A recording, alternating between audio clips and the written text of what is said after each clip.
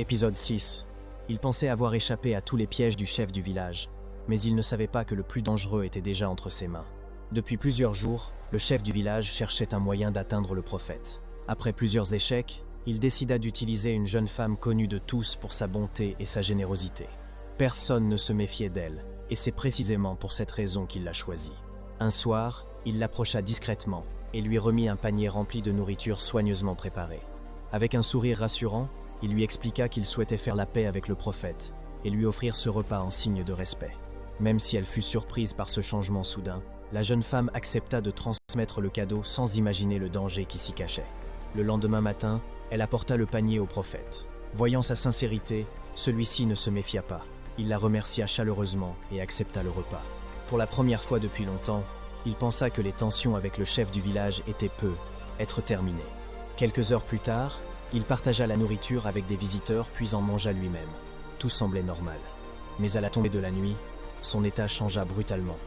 Une douleur intense traversa son corps. Il se mit à trembler et s'effondra, incapable de rester debout. Les habitants accoururent rapidement lorsqu'ils apprirent la nouvelle. La rumeur se répandit dans tout le village. Certains pensaient qu'il était victime d'une maladie soudaine, d'autres soupçonnaient un acte malveillant. Pendant ce temps, la jeune femme était dévastée. Se sentant responsable, elle passa la nuit en larmes devant la maison du prophète. Les jours passèrent et son état continua d'empirer. Même les anciens commencèrent à craindre qu'il ne survive pas.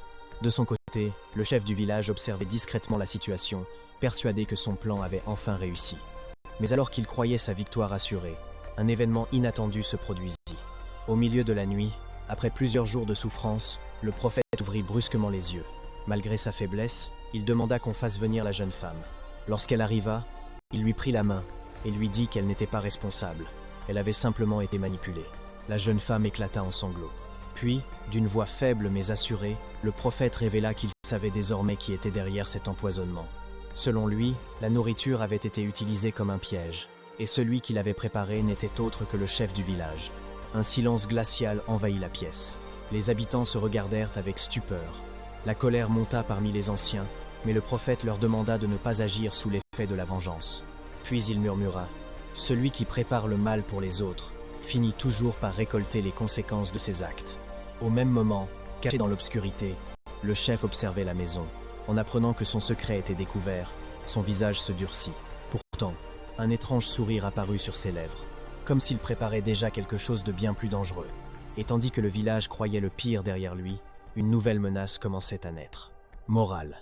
Ne te laisse jamais tromper par les apparences, car le mal se cache parfois derrière les gestes qui semblent les plus sincères. Le discernement est une protection précieuse, que chacun doit demander à Dieu.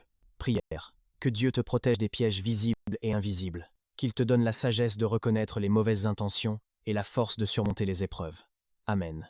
Mais l'histoire est loin d'être terminée. Le chef du village prépare déjà un nouveau plan encore plus dangereux. Que va-t-il arriver au prophète dans l'épisode 7 ? Abonne-toi, like et laisse un commentaire pour ne surtout pas rater l'épisode 7.